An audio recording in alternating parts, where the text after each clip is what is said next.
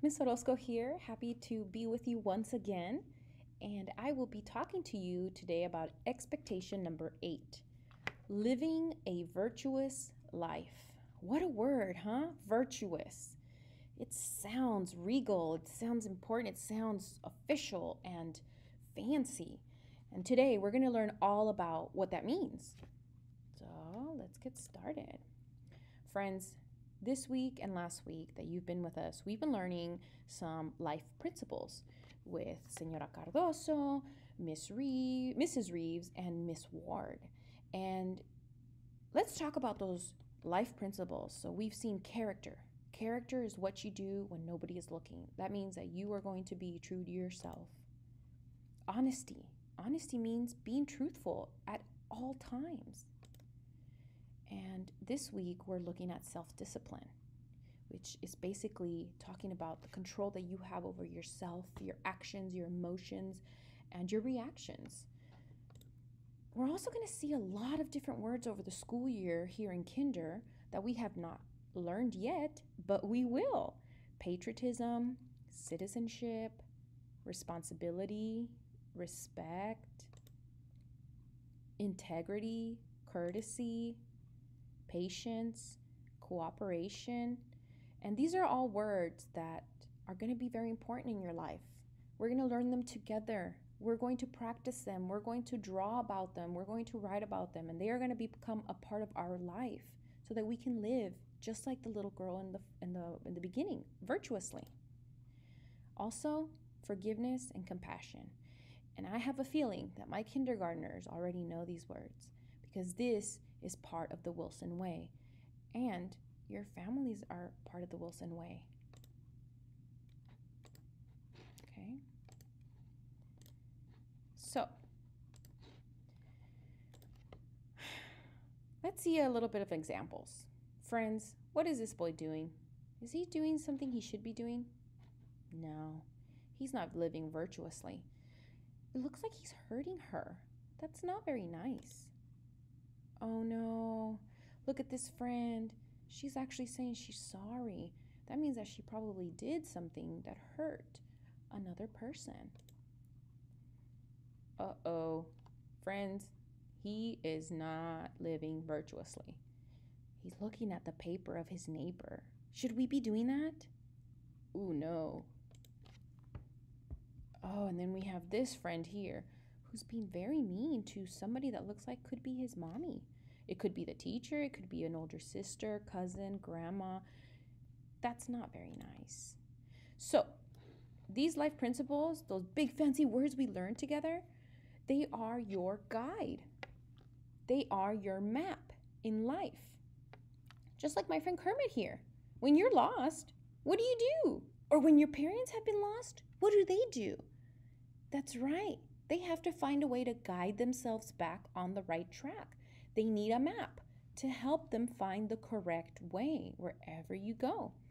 And just like a paper map helps you find the way to Grandma's house or the way to Wilson, these life principles are your guide. They're going to be your map for when things happen in your life and you need to find a way to get back on the correct path. Friends, I want to share with you a story about a little boy and a king. So this king, he has a problem and he needs to find a solution. So there are some seeds involved and an empty pot. Now, I would love to read this book to you called The Empty Pot. Follow along and listen to me. After we read the book, we're going to talk about what did Ping do. Now, Ping is the name of the little boy that you see on the cover, and he's part of the story. Let's listen.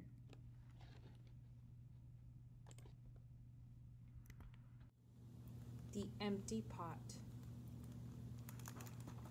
The Empty Pot. A long time ago in China, there was a boy named Ping who loved flowers. Anything he planted burst into bloom. Up came flowers, bushes, and even big fruit trees, as if by magic. Everyone in the kingdom loved flowers too. They planted them everywhere, and the air smelled like perfume. The emperor loved birds and animals, but he loved flowers most of all, and he tended to his own garden every day. But the emperor was very old. He needed to choose a successor to the throne.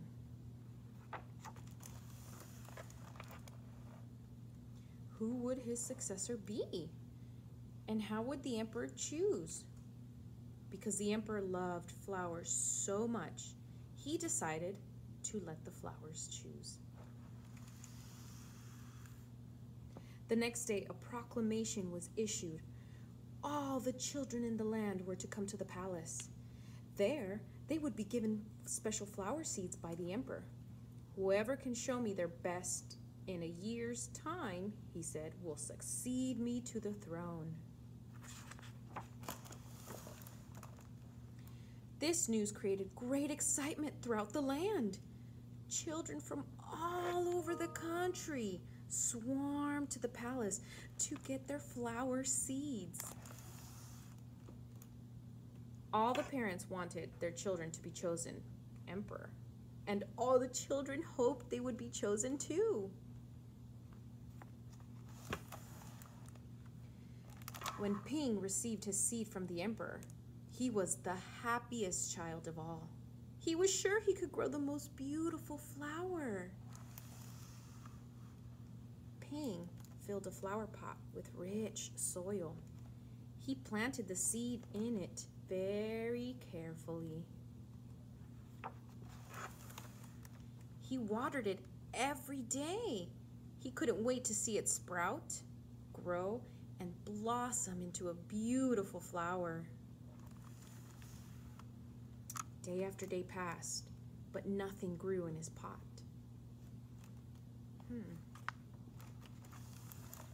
Ping was very worried.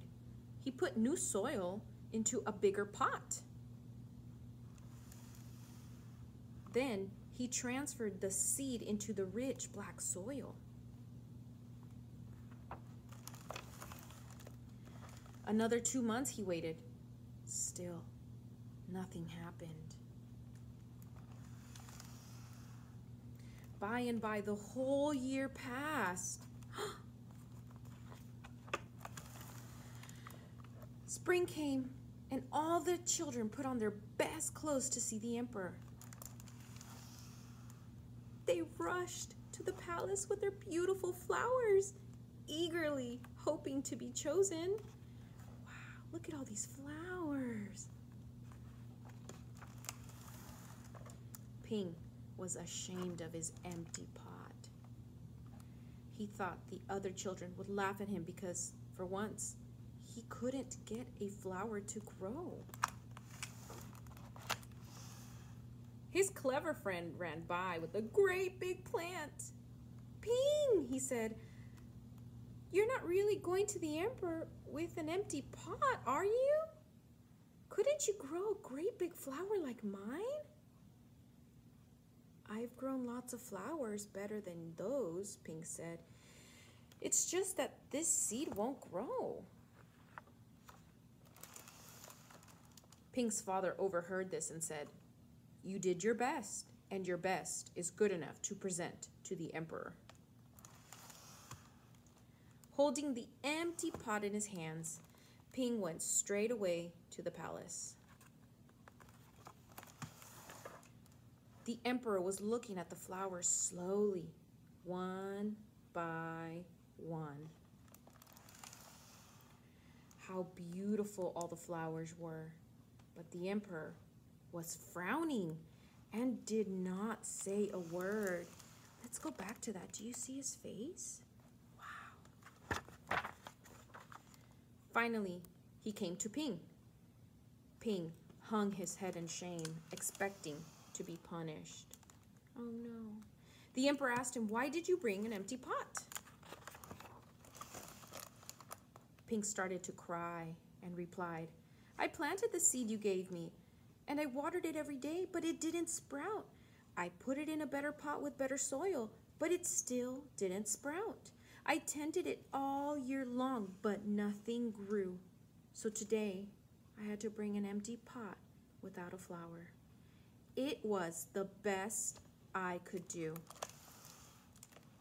When the emperor heard these words, a smile slowly spread on his face, and he put his arm around Ping. Then he exclaimed to one and to all, "I have found him! I have found the one person worthy of being emperor.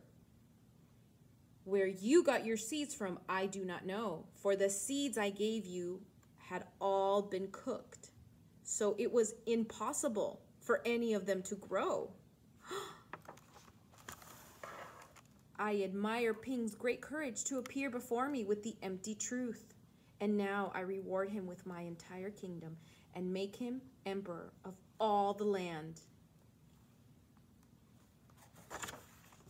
The end. Such a happy ending, correct? Yeah. So, friends, I want you to think about Ping. What did the boy decide to do? That's right. He chose to have respect. He chose to have respect by not cheating. He chose to be honest. He told that king, "I did my best."